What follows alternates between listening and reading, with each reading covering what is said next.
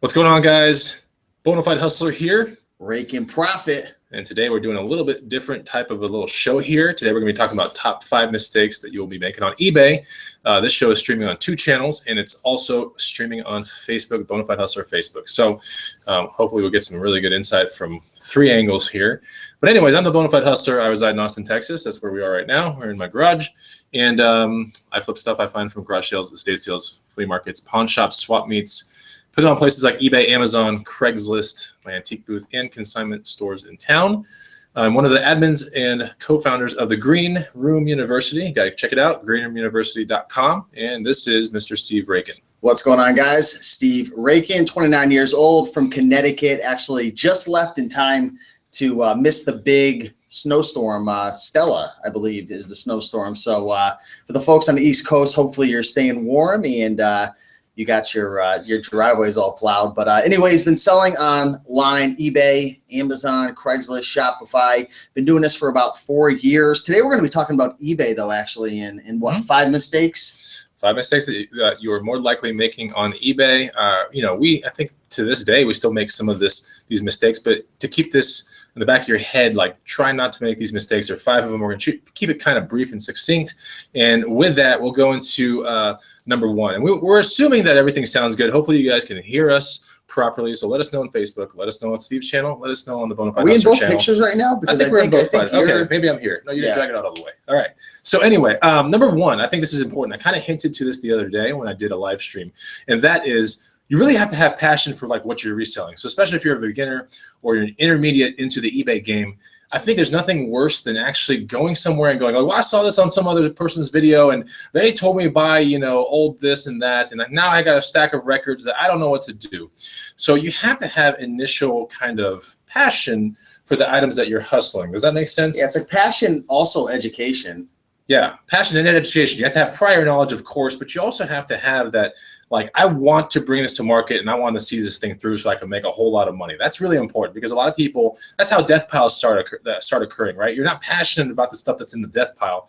What is a death pile? Yeah, I was just going to say, some people might not know what a death pile is. A death pile could be different for everybody else, but say you buy, like for me, I had a death pile of Wii boards and a death pile of VCRs. And I learned quite quickly that I just hate dealing with really big items on eBay and even Amazon, because you have to box them up, prep them up, takes longer, it's more expensive to ship. And a death pile essentially is a whole bunch of items that just continue to stack up in a location in your house. It could be in your bedroom or your garage, and it gets bigger and bigger and bigger.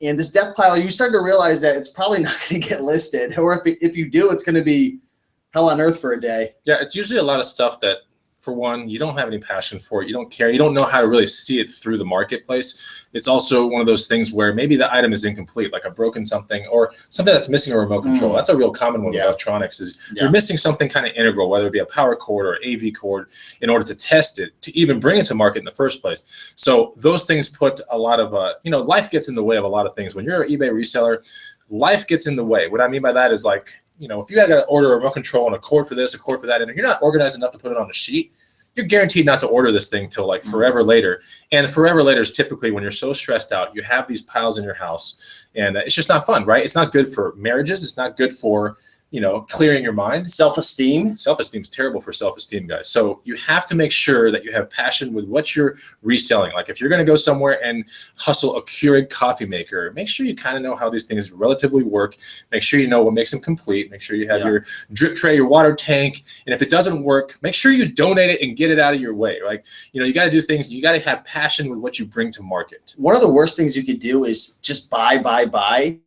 And the death pile gets bigger and bigger, because then when you do have an opportunity to pounce on, there's something holding you back, because in the back of your mind, your brain is saying, but Steve or Chris, why am I going to buy this when I already have 100 items at home that I haven't listed, right? And you could be passing up really good opportunities because your mind is just so, busy with all your inventory. There's no better feeling than listing all of your items and not having anything to list. Yes. And when I was new selling clothing, there was a time where I had about 300 or 400 items not listed. And I knew better. And I had to literally take about 2 months 2 or 3 months maybe and not even go sourcing, maybe once a week, right? Because it's so addicting to go sourcing. But like I pulled back from like 5 or 6 days a week sourcing back to like 1 day a week because I had so much inventory. And I finally said to myself, okay, I'm going to list all this stuff up. Took a couple months off from going out sourcing. And guess what happened? Can you guess what happened when I focused my time on listing all my stuff versus just sourcing and not listing? What happened? Do you think my business grew or? Your business grew and you probably felt more energetic into doing it and replicating it again. Yeah. That's really important because that's what we're in the game for, is replicating over and over and over, making these, turning $1 into 50, $1 into 20 over and over and over, right? But you pretty much put a stop to that once you start seeing a death pile occur. And if the death pile has any substantial amount of money associated to it, it really, really can get to your head. So be careful with that kind of stuff. We see some great comments coming from Facebook real quick. Tons of people out there in Facebook saying, hey, hey, what's up? But there was a really good one here. I wanted to kind of shout it out. But it's basically from Chris Napier saying, if you cannot manage your time, do something else. I mean, and that can kind of that's an encompassing kind of thought, right? But if you can't manage your time with eBay and you got piles sitting around here and you're just not enthusiastic about reselling it, why are you buying it? Like when you see it again at a garage sale or a thrift store or wherever, do not buy that again, okay? And I can list off a million things. Like your weed boards, I can list off things too that I'm like, I know it can make good money. I know it can. It's just not worth my time. So anyway, hopefully you guys can still hear us. Let's go to number 2. What is number 2? Yeah, number 2, I've got my handy dandy little list here. Number 2 is being afraid to experiment when the price is ridiculously low. And I'm gonna let you lead with this one because you actually thought of this on our big 5 mistakes. So what does that mean, being scared to experiment when the price is really, really low? One of the things out there, guys, that makes a hustler a good hustler is the ability to experiment, okay? Experimentation means buying stuff that you might have assessed, you're suspecting like there's gonna be some good resale in this, but people are, sometimes too afraid, right? And sometimes you can be too afraid because your death pile is too high, guys, okay? You have to be really careful with that. That's the reason why you want to have clear mind so you can actually think these things through when the time is right. You know what they say, strike when the, what is it? Strike when the iron is hot or something? Is that what it is? I don't know, something along those lines. I don't know what the hell that means, but it sounds cool to say right now. But no, but honestly, like what it comes down to is you want to make sure that, help me out here. I know what I'm trying to get to.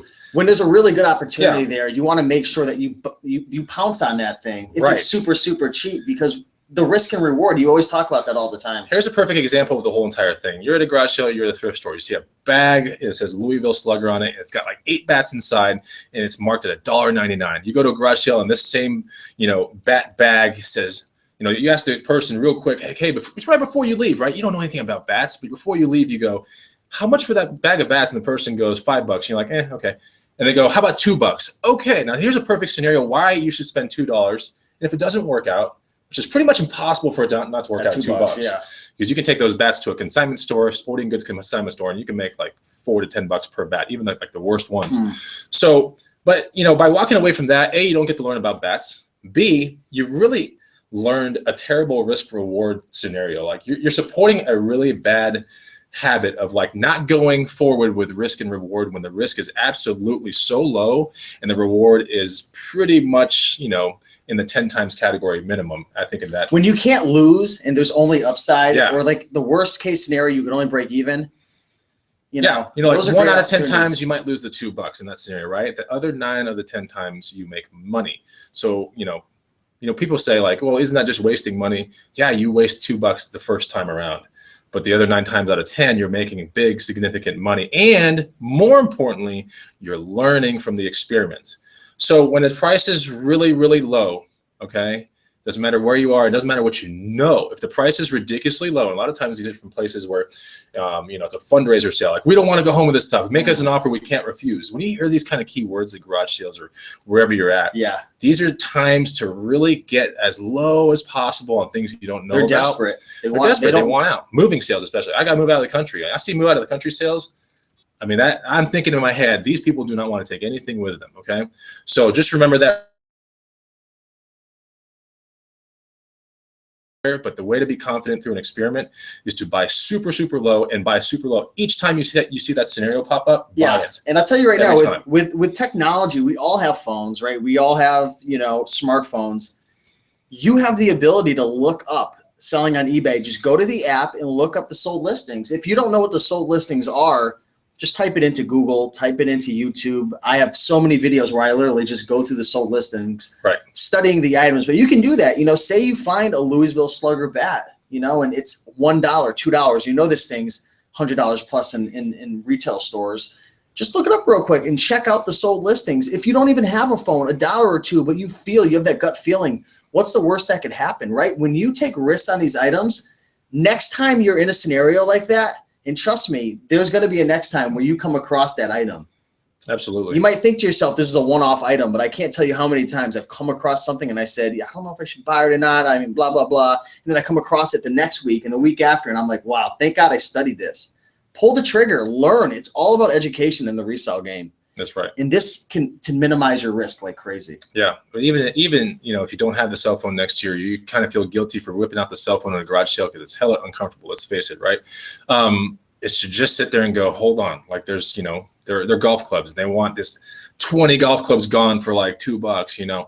What do you do, right? What I do is I buy the golf clubs, and if one teaches me something or the other 19 teaches me something, I'm learning something from the entire scenario. I might learn one thing, which is never buy these things again. But I also might learn a bunch of other scenarios, which it could be like, oh, I didn't know that the graphite ones are better, or the left-handed ones, or the women's ones, or this is what a 4 or 6 iron, should look like. Or so you start understanding a lot of things, and that's, I think, one of the main reasons why we got so good at the game is that we weren't afraid to experience, and we understand risk to a very, very basic level. Risk is amazing. If you're willing to put down $1 to pick up 10, you're a smart person. But if in 10 scenarios, you're going to lose $1 one time, right? Yeah. So anyway, let's go into the next one. We got 151 people. I think combined total, we have about 220 people watching this right now. Shout out to everyone watching live right now. Appreciate it. What do they got to do, man, if they're live? Let's take a minute before we get into number 3, because we're about halfway through this list. What do they need to do right now on the Rake and Profit channel and the Bonafide Hustler channel? Do us a favor, guys. Like, if you enjoyed content like this, just hit the like button, right?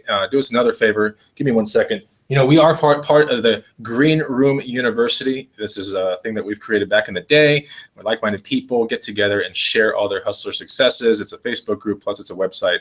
So I'm going to take a second to give you guys 100 things to look for, okay? Look for these 100 things. There's a PDF down below. It's the very first thing to look at. Put it in your phone. Study it when you're at the DMV. If they don't have it yet, they don't have it yet, I don't know what's going on. They got to have this thing. We promote this free guide all the time. There it is, down below. It's an awesome guide, guys, honestly. And it's actually getting revamped right now, so it's going to be even crazier looking like in a month. We updated it, revised it, new graphics, and what is it going to be, like 2.0 pretty much? Basically a 2.0 version. It's going to be free still. It's just we want to make it a little nicer for you guys and easier to look through. So definitely grab that. Number 3, you want to dive into number 3? Do you want to go for it? Shout out any comments? There's some really good, so we have Lars right here says, love that book. I downloaded it already. I have all these people saying that. It's already smashed the like button. Knowing is half the battle from Who Be the Real right here. Don Wilson says, I've made money with that resale list already. So go check it out. That's not a list of like 100 items that are just like crap items. It's like these are items that took us a while to figure out, and they're not like super complicated. It's not like rocket science. You could find these things. So definitely check it out. Let's dive into number 3. So what I have for number 3 is possessing the right mindset, but not getting caught up in the wrong addictions.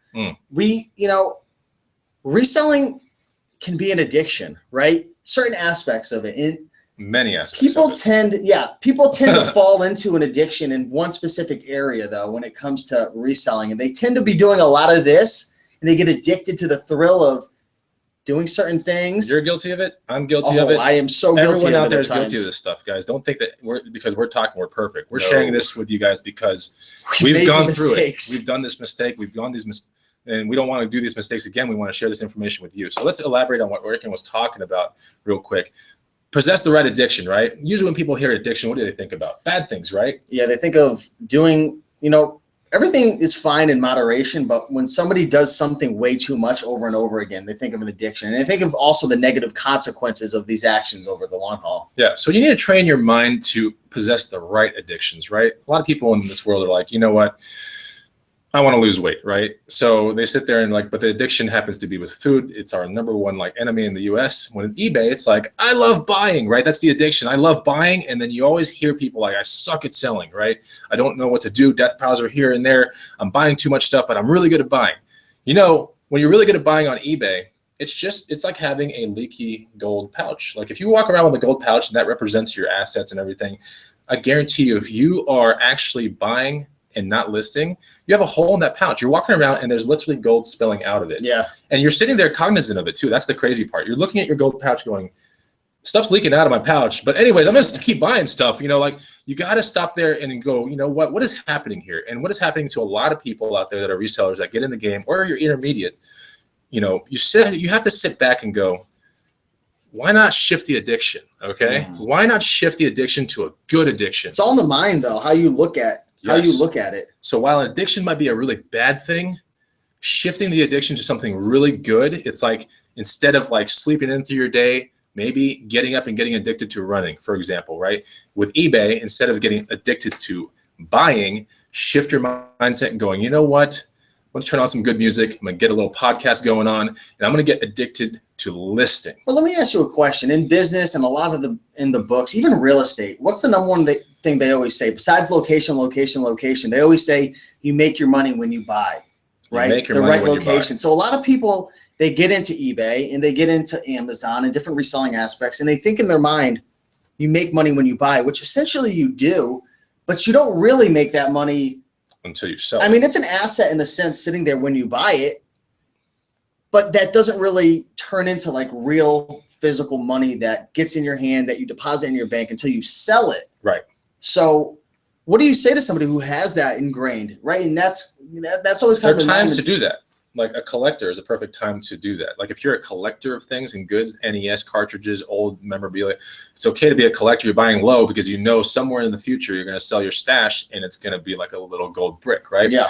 I think a lot of people do get addicted to buying things that are everyday things that can be put on eBay. Like you can literally multiply your money every 7 days if you were disciplined enough to actually list this stuff on a regular basis. So what we're trying to tell you guys is, yes, there's an addiction, and the word addiction is usually a bad word. Shift your mindset and take that addiction, focus it on the other side, which is get addicted to selling, get addicted to figuring out an amazing shipping supply section of your house, getting your boxes all pre-made and done. Get addicted to the right things that stress you out in the first place. What stresses people out is listing. What stresses people out, shipping, right? Get addicted to, you know, dissecting all that stuff out, right? Forget about the buying stuff. You know, get rid of your death piles, get your shipping in line, get organized, and then go back to that buying thing and go, okay, this got me in trouble. Let me get a little bit better at buying. I think to go back to buying, there's nothing wrong with buying, guys. Nothing wrong. It's the smartest thing to do when you're a good hustler. But you got to get back and buy the right items and know in your head, I'm not good at that. I know it has money associated to it, but I'm not good at that. Let's dive a little deeper into some of the consequences of creating these death piles and of feeding your addiction to buying, and not, you know, realizing that satisfaction of listing and selling your item and shipping it out. What are some of the real consequences that you face? You could get into personal. I'll get into personal as well. You want to start first? We've had a couple green room hangouts. Well, actually, not a couple. We've had one significant hangout, which was really highlighting the things that can go wrong with a reselling lifestyle. Like, a lot of people love being a reseller because it gives you freedom. They're all like, now I'm free and I get to work for myself. Little do they know is that it's you against you. It's all the world's temptations and everything coming your way. And now you have no boss looking over your shoulder. Now there's no cubicle or quotas to meet. No one's asking you, Chris, did you get your listings done? Telling you to do anything. And I guarantee you that the key to this game is to master you. You have to go within and figure out, okay, where are my weaknesses? What do I suck at? And then you have to be honest with yourself. You don't have to sit there and try to compare yourself with other resellers you might see on YouTube and go, well, I'm not listing 100 items a day, so I must not be doing good, right? You have to look back within yourself and go, what's reasonable for me? And what is this game really all about, right? What is eBay really all about? I'll tell you right now, here's your little cheat word of the day. eBay is about keywords and good products. It's about good product, it could be even a semi-good product. With good keywords, you can rank at the top of the market versus the very bottom. So eBay is really a game of keywords, right? Everything outside of that is just pictures and shipping and supplies and, you know, cleaning it or testing it. But outside of that, you can have amazing products on eBay and get completely hammered on the price because you're not putting the right keywords. It's like taking, you know how people get like a 10% raise in life, right? And it's like, I got a 10% raise, man. And everyone's like, holy crap, that's amazing. What if you took a 30% hit think about it for a second. You might be taking a 30% hit because you're not using the right keywords or anything like that. You're shortchanging your life. Like, would you want a 30% raise or a 20% raise? That's amazing. You know how you get it? Get really good at, which is not understanding the entire profit stream. Or is that exactly, or is that a little different that we're talking about? That might be. It kind of goes into that, but you have to understand the profit stream of what eBay is, right? eBay is an amazing opportunity. First of all, for all the people that are like, I'm leaving eBay, or the fees are going up, I'm leaving, forget all that. Like, forget those people, right? The way you got to think about eBay is this amazing stream to be almost semi-work at home. Like, you can do a whole day at the thrift store, a whole day at the bins, whole day at garage sales, come home with a massive amount of inventory, and just spend X amount of days like getting it to market, right? That's what I do. So, you know, you have to look at it as a profit stream. And yes, eBay is a company like every other company. Prices go up. We see it with the shipping things. And that's nothing against you, right? That's just them operating and trying to keep their ROI, their margins completely out of your control. Another thing that's out of your control that a lot of people get really mad at that I see in Facebook groups and my own sometimes. Returns. Sellers that are trying to scam people. Look, there's only so much you can do about those things, okay? But you got to understand that if you're doing the right kind of business with the right keywords, the right descriptions, the right pictures, that you lessen that first of all. It doesn't eliminate it though. That's the thing about eBay. These scammers, these people that want to return, that's just everyday life. When you go to Amazon, you know, order from Prime, sometimes you have to return the product. It's just not what you thought it was going to be, right? When you buy something from the store and you're like, oh, it's fresh, you bring it home, you're like, oh man, it's expiring tomorrow. Like, oh, okay, so you bring it back. Like, all the big retail stores, they all deal with returns. They're not sitting there going like, oh, we got to prevent these. It's built in. Do you know it's actually built into their their profit margins and everything? Is there's a certain percentage that they know is going to get returned. For me, it's been typically less than, it's been 2 to 3% typically. Right. And I think that's the way you guys got to get it, is like your mentality should be like, you know what, 1 or 2% of your thoughts should be like, how do I address this? But the other 98% of your thoughts should be, how do I list more? How do I make more money? How do I get better at keywords? How do I really control this stream and see it to its fullest potential? I think a lot of people that spend any more than 1 or 2% of their thoughts on these things that they can't control, waste of time. You know who's a really good eBay seller? Can't control it. You know who's a really good eBay seller? I think he's in the comments right now. Is Rockstar Flipper. I think he put a post out. Excuse me if it was somebody else, but I think it was Rockstar Flipper saying, somebody was saying along the lines, I think it was him, that when he gets a return on eBay now, there's literally just a button you click, refund. Right. Like, don't even fight it. Like, actually, it's like 4 buttons, I think now. There's like refund, but it's streamlined. refund with shipping. There's like, but it's streamlined. Exactly. And then you hit another button and it just gives them their money back. You remember you had to go into PayPal and do all these crazy things. Yeah. He understands it because he's running an eBay business. I think he's doing like well over like $15,000 a month on eBay. He's got employees. Good. He's out at the bins. He's sourcing a bunch, and he realizes it. If he's going to keep up that volume, he's got to spend his time doing things that are going to make him money and not stress him out like crazy. But he's looking at it like a business. That's the most important part. His thoughts are going to expansion, to quality control, to things that he can actually control. You know, quality control, they call it quality, because you can actually control that. You can't control return control or scammer. But if it's over a certain price, though, because he just mentioned if it's under 10, auto. Right, and you can do those kind of auto. When it gets a little more expensive, you do want to spend a little time looking into it. But explain the thin line between looking into something that's being returned for $50 versus just auto refunding anything. Like, what's the thin line there? Like, when will you actually start? I will take something back. You know, if it's a buyer's remorse thing or something like that, and it's $50, like I might ask for it back if I can put it back on the market for $50. But if there's something wrong with the item and it's a $50 item, like, okay, what good is it going to do to bring it back to me? I'm going to assess it, go, okay, yeah, it's kind of messed up, or maybe I got scammed, right? But in reality, if you're into the item for like $1 to $5 in the first place, okay, maybe you don't get to see this $50 bill. But if they're saying it's broken or something's not right or not as described, and they plugged it in and they did something goofy, it's probably going to do the same thing when it comes to your house. What good does it do to take it back to your house? Just do the refund. Don't pay for any return shipping. Like, get it basically done. Like, make the person happy. You'll get positive feedback. Let me ask you, how many items do you think you've sold? Like thousands of items on eBay over your career? Thousands and thousands. Out of, if you had to guess, just throw a random number out. How many items? This is going to be crazy. And I want you guys to leave a comment below answering this. I know it's a really ridiculous question. How many items out of how many years you've been selling on eBay? I think my eBay thing says 98 or 04. How many total returns do you think you had? If you just throw out a random number. Total returns. The first number that just comes to your mind. Total returns. Somewhere between maybe 30 and 60. It's not many. Really? That's pretty low. Out of those 30 to 60, how many people actually scammed you? Probably like 2. Same here. You guys. Probably 2. The news, society likes to put things out to make it seem like to be scared of others and that people are so bad. The news and all that, they just highlight the bad. Like they don't highlight the good. People think that most people out there are there to scam you. Most people are good people. They're honest. I mean, I've come across maybe like 1/100th of a bad apple, like in my whole career on eBay. And a lot of times it's a perfect way to get better quality control on your items in the first place. They're giving you feedback like, hey, saw a stain on the shirt, didn't see it in the picture. Maybe on your next batch of 100 shirts or 50 shirts, you start looking a little bit more. You increase your quality control. You take it as feedback.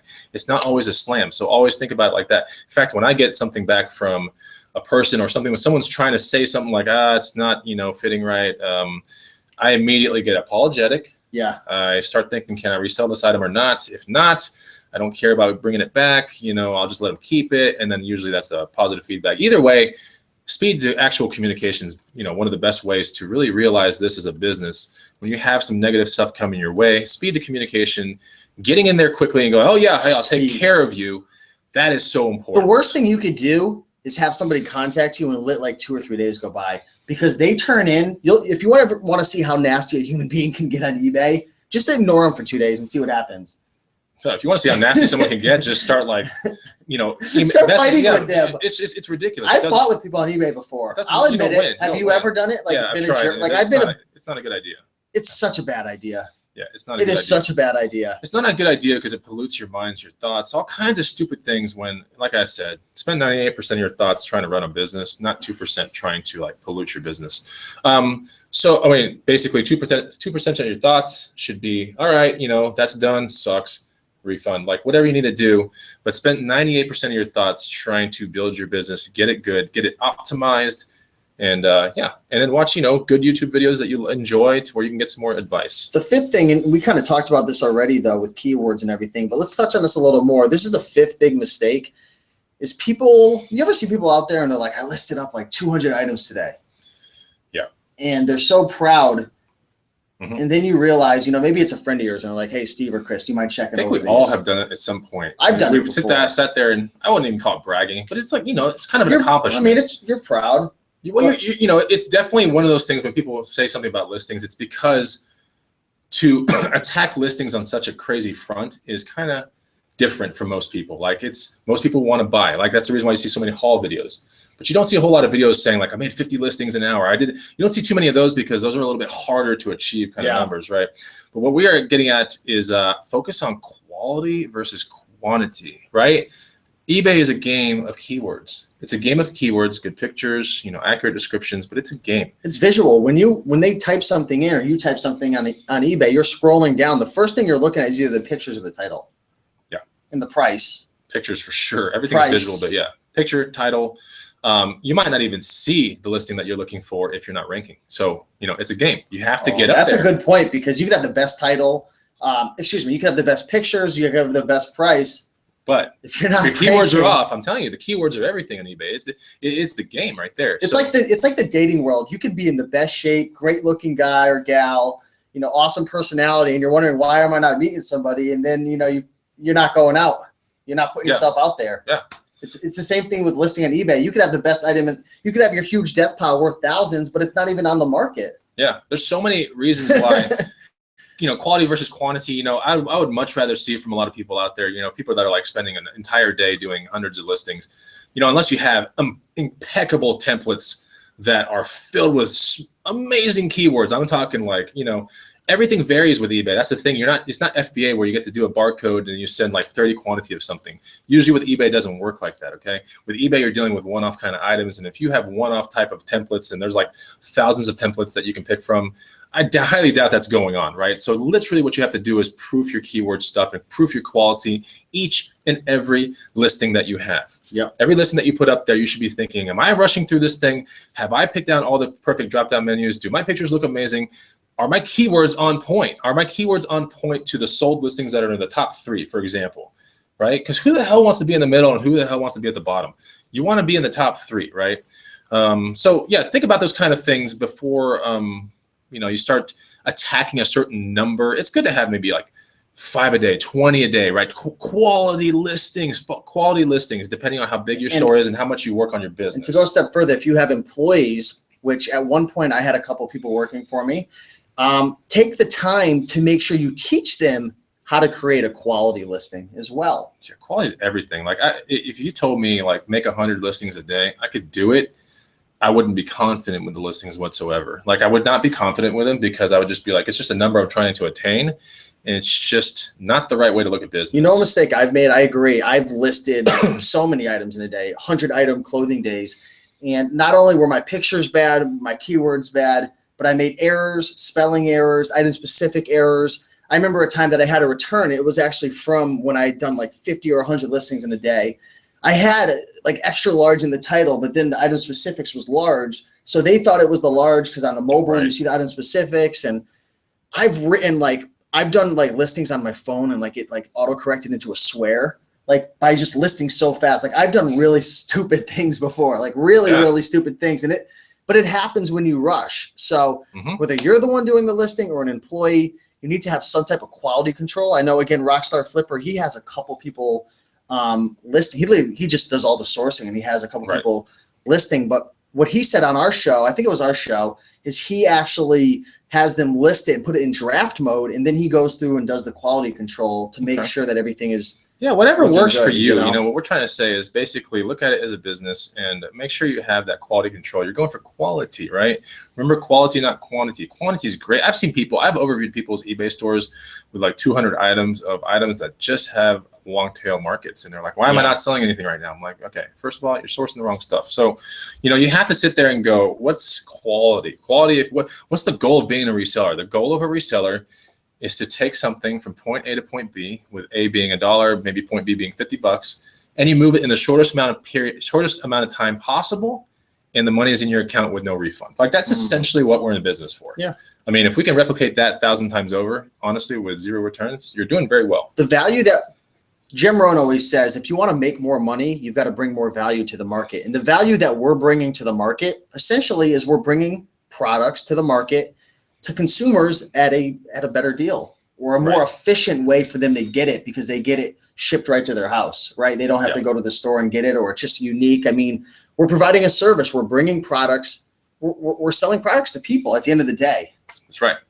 So I think it's one of those. We overcomplicate it at times. Yeah, absolutely. And that's we overcomplicate it and we make mistakes. And, you know, I've been in the game for a pretty decent amount of years. You've been in the game for four or five, something years, like that. Yeah. And so, you know, we've made these mistakes. We're totally guilty of them too. Every single one of them I've made. Oh, absolutely. It would be impossible not to go. I mean, unless you're watching videos like this, or, you know, really taking the time to understand the business before you get into the business. But a lot of people just dive right in.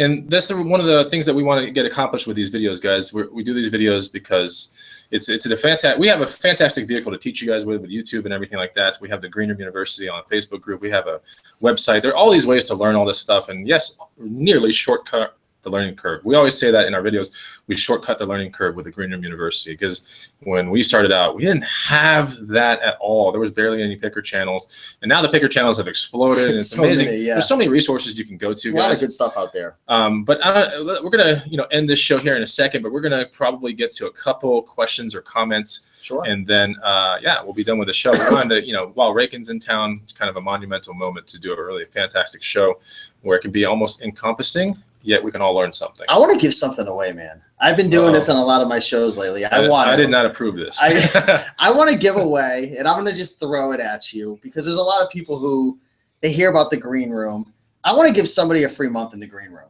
Okay. And what I want to do is I want you to put out not a question, but just something that everybody could type. And then I'm just going to pick a random person. And I want you to like have them repeat something, right? I had Ted Polk on the show the other day, the CEO of one of the founders of OA X-Ray. And he's really good at automating and working with virtual assistants. He had everybody say virtual assistant. And there was like a million virtual assistants going across the screen. What's one word that you'd like everybody watching right now to type? And if they type it, they're literally entering into this contest to win 1 month of the Green Room, which I think it's a pretty easy. I got a good one here. But before they do, they've got to do a couple things. I can't help it. Okay. If we're going to give something, I think they should, first of all, like the video.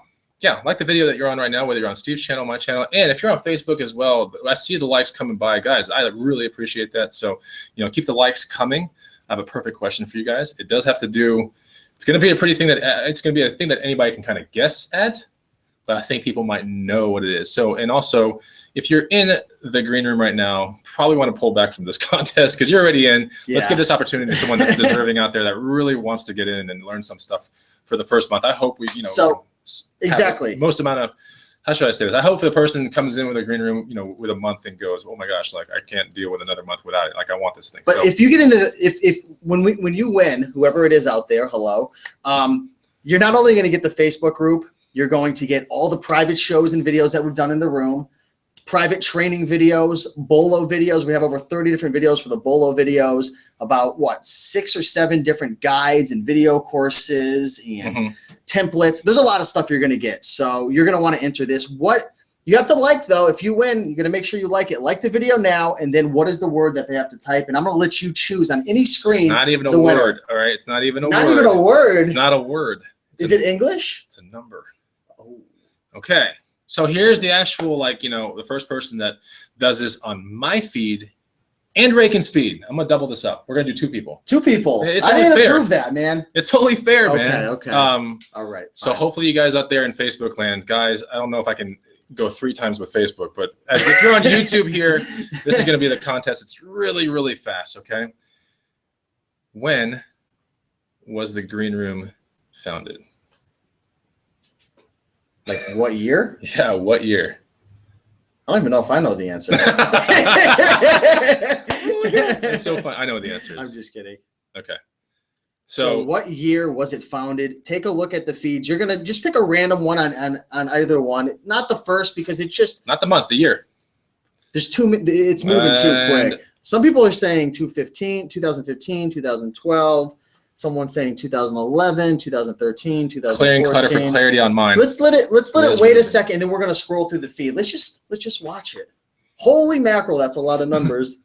Clearing clutter for clarity on Liz on yours. Is there who? Liz on yours. I saw it. Here, I'm gonna write it down. It's gonna go fast. But yeah, so we have a winner here on Raken's feed. This one right here, Liz Rubin on Raken's feed. So Liz Rubin, message us at support@greenroomuniversity.com. Screenshot of your YouTube channel, your avatar and everything, and we'll hook you up with the 1 month. All right, and we have Clearing Clutter for Clarity on this one at 2014. I saw it come up. So message us on support. So Clearing Clutter for Clarity. That's right. And then some people are playing in Facebook land. Here's John Chacon says 2015, but I'm a paying member already, so kind of funny. Anyway. And Liz Rubin, right?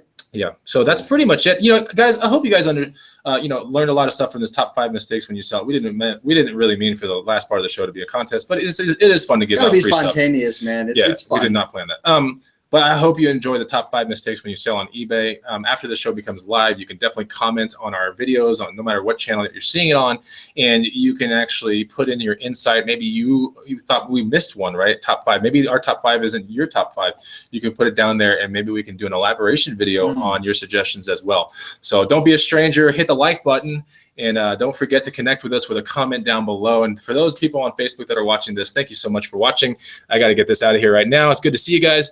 Till then, guys, we enjoyed hanging out with you guys. There are going to be plenty of videos coming from Austin, Texas, and Vegas soon, live videos. So we hope to see you guys on those live videos. Maybe we'll see you in Austin. Maybe we'll see you in Vegas. Pay attention to our feeds, and we will communicate where we are. Take it easy, guys. Bye.